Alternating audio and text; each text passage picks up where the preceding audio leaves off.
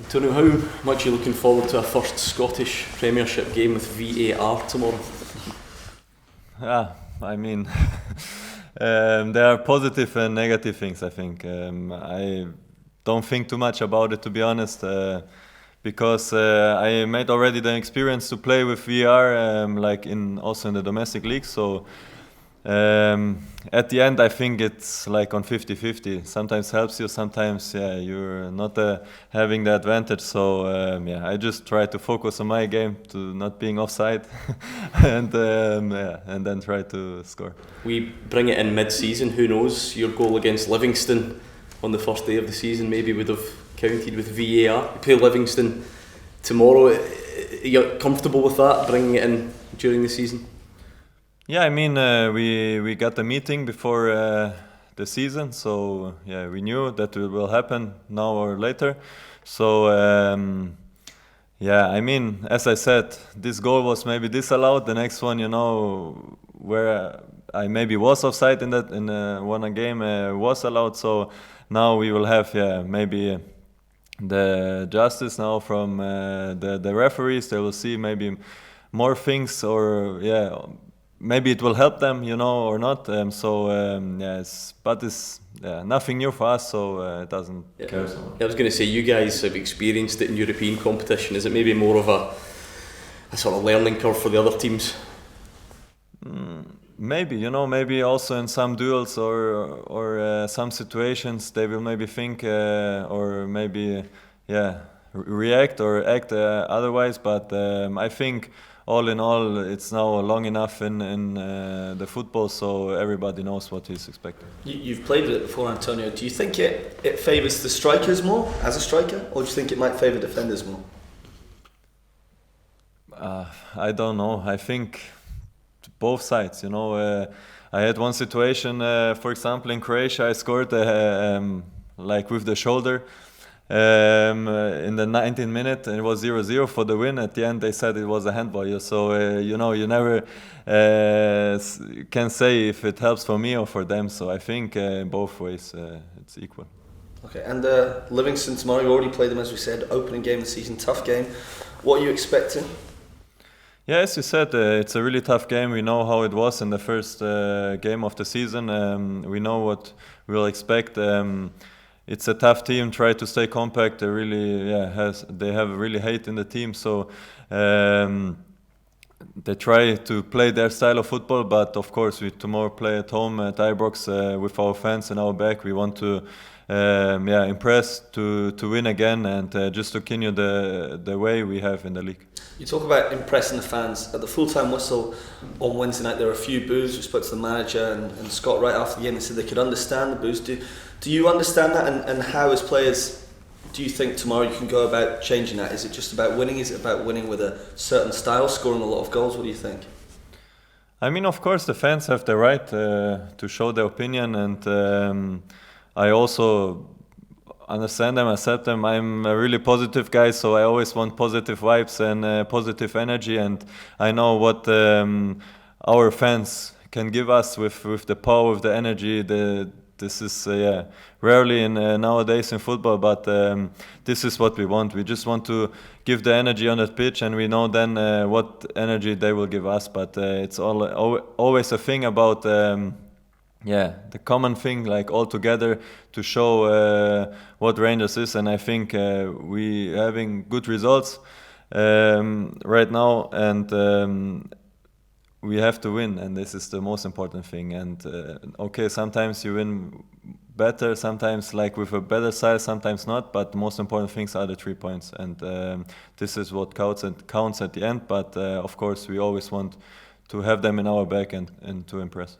What do you think's not quite working performance-wise, and why do you think that is? I mean, as I said, I never look for the bad things. I always look for the positive things. So we won. That's the thing. That's the most important thing. Sometimes you have bad performances. Sometimes you have better performances, and that's why I don't think we just have to look for what is maybe the fault, what things we're doing bad. I just look for the things we're doing good. I think is it 13 goals you've scored so far across all competitions. Do you set yourself a target in terms of what you might be able to get as the season progresses and ends? No, I mean, since I play football, I never set a target. I just want to score as many goals as I can, to score the chances I have, and I'm working hard for that. And it will be also tomorrow in the upcoming games. I just try to help the team to get everybody into chances, and of course myself, and then to try to finish them. What did it mean to you? Obviously, Alfredo Morelos was such a big player here, but you pretty much kept him out of the team. What did that do for you and your confidence levels, obviously, when you were scoring goals? I mean, my confidence level was from the beginning really high, and I set my targets to be the number one striker here, and this is what I'm working hard for every day. And of course, everybody wants to play, but I try to impress with my game. So of course, if the coach gives me the trust to pay it back, so. But at the end, it's all about the success of the club. Of course, I'm just a part of that, and I try to do what I came for, to do it on the best way, and I just try to continue now like that. The manager said before that he would be interested in seeing you and Alfredo play together, perhaps. Is that something you would like to see? I mean, we have a good relation. At the end, of course, the coach decides how he wants to play. There I don't have too much influence on, of course, so we'll see. It's of course always a matter of the situation, and then we'll see in the future maybe how it will be, who will play, or if we play together. Antonio, you're playing Livingston tomorrow. They're a side very hard working, very compact. What are the key things for Rangers to do tomorrow in terms of overcoming a side who will come with a low block and try to frustrate you?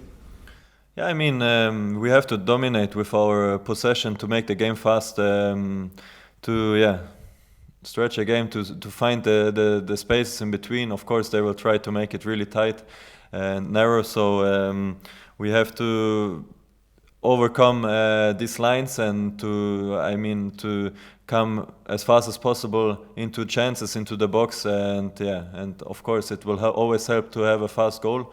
As we see, like in the previous games, so this I think one of the most important things. Antonio, on Wednesday obviously you didn't play.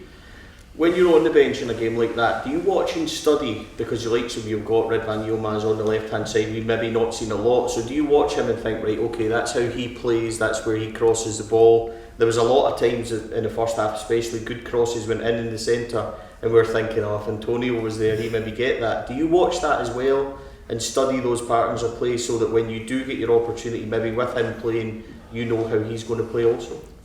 Yeah, I do. I mean, it's not only in this game now when I was on the bench, it's in trainings. It's even before I came to Rangers, I was watching videos of, Tev and all the players, how they're playing, how they create the chances, how they score. And I try, to not to think too much in the game, to know, okay, now probably the ball will be there, so I can anticipate to have this advantage. And as you said, I try to analyze it for myself to take advantage out of it. But of course, we speak a lot beside the pitch, so they get to know with me, with my style, and where I will be in the box, or where they will be.